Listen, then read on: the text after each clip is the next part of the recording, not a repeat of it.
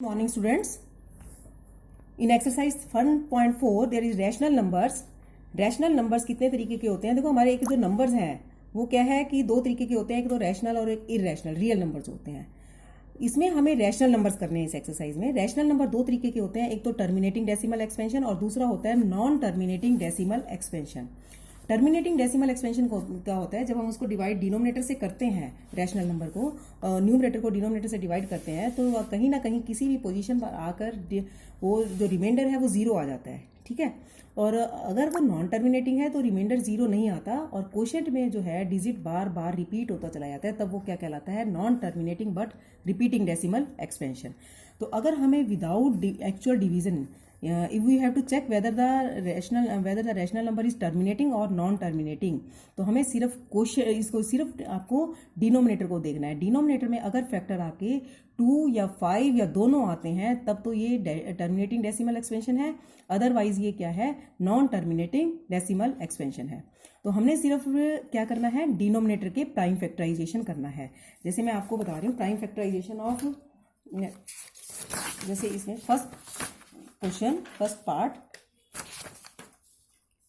हाँ जी, first question first part 13/3125। अब जब हम इसका प्राइम फैक्टराइजेशन करेंगे 3125 का 5 पर 625, 5 125, 5 पर 25, 5 पर 5, 5 पर ये 1, तो इसका मतलब 13/5 की पावर 5। तो इसमें क्या है? सिर्फ 5 है। ठीक है, 5 भी आ सकता है, 2 भी आ सकता है और दोनों भी आ सकते हैं, लेकिन इनके बिना अगर कोई प्राइम फैक्टर आता है तब ये टर्मिनेटिंग डेसिमल एक्सपेंशन नहीं है। तो इसका मतलब ये क्या है? Terminating decimal expansion. Clear? Second part में कर रही हूँ इसका 17/8। जब इसका प्राइम फैक्टराइजेशन डिनोमिनेटर का करेंगे तो 17/2 की पावर 3। अब ये भी यहाँ पर भी क्या है? 2 की पावर 3, तो 2 और 5 के बिना कुछ नहीं है, तो ये भी क्या है? Terminating decimal expansion. Third part 64/455, ये क्या आ जाएगा? 64 इसके जो फैक्टर्स बनेंगे, आप जब प्राइम फैक्टराइजेशन करेंगे तो ये आ जाएगा 5 × 7 × 13। अब यहाँ पर 5 के बिना 7 भी है, 13 भी है, तो ये क्या आ जाएगा? Non terminating decimal expansion. Non terminating but repeating decimal expansion. ठीक है, क्योंकि इसमें 2 और 5 के बिना आ गई। फोर्थ में कर रही हूँ 15/1600। अब पहले आपको चेक करना है कि ये ऊपर नीचे कोई आपका कॉमन फैक्टर ना हो, तो इसको काट लीजिए। 5 3 5 3 20, तो ये अगर 3/320। और प्राइम फैक्टराइजेशन इसका क्या आ गया? 2 की पावर 6 × 5 की पावर 1। यहाँ पर भी जो प्राइम फैक्टर्स है या तो 2 है या 5 है, तो इसका मतलब ये क्या है? Terminating decimal expansion. ठीक है, आपको इन पार्ट्स में यही देखना है। सबसे पहले आपको काटना है, ऊपर नीचे अगर जितना भी कटता है उसको काट डालिए। काटने के बाद जो आपका स्टैंडर्ड फॉर्म आ जाएगी, उस स्टैंडर्ड फॉर्म में डिनोमिनेटर को चेक करना है, डिनोमिनेटर के प्राइम फैक्टराइजेशन करना है। प्राइम फैक्टराइजेशन में अगर वो प्राइम फैक्टर्स 2 और 5 की फॉर्म में हो then it is terminating decimal expansion, otherwise it is not the terminating decimal expansion. तो बाकी पार्ट मैं आपको किए हुए दिखा रही हूँ। ये देखिए फिफ्थ पार्ट 29/343, तो 29 तो ये 777 आ गया, तो ये आ गया no it is not non terminating but repeating decimal expansion. ठीक है, ये 6/15, इसको पहले काटोगे 3 2 3 5 2/5, तो यस आ गया क्योंकि ये 5 की पावर है। अगला 35/50 काट दिया, काटने के बाद 7/10 2 और 5 आ गया, तो ये भी एक टर्मिनेटिंग डेसिमल एक्सपेंशन है।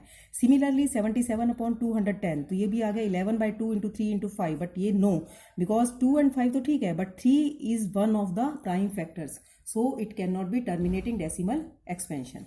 क्वेश्चन नंबर 2 में क्या है? इन्हीं क्वेश्चंस को आपने कहना है कि जो टर्मिनेटिंग डेसिमल एक्सपेंशंस आए हैं उनको आपने बताना है कि उनका डेसिमल एक्सपेंशन क्या बना है, उनका डेसिमल फॉर्म क्या बना है। ये मैं आपको ये देखिए, इसमें कौन कौन से पार्ट आए हैं? First, second, fourth, sixth, 8th and 9th, ये सब टर्मिनेटिंग। सिर्फ जो पिछले क्वेश्चन में आपको टर्मिनेटिंग आया उन्हीं को करना है, बस आपने न्यूमरेटर को डिनोमिनेटर से डिवाइड करना है। जैसे मैं आपको सेकेंड पार्ट करके दिखाती हूँ। 17/8, इसको 8 से डिवाइड किया। ठीक है, तो 8 2 16, 1 बच गया, फिर डेसिमल लगा के 0 0, ऊपर से 0 द्वारा यहाँ डेसिमल लगाया 1 8 2, फिर 0, 8 2 16 4 0, 8 5 40। ये हर हालत में अगर टर्मिनेटिंग है तो लास्ट में 0 बचेगा ही।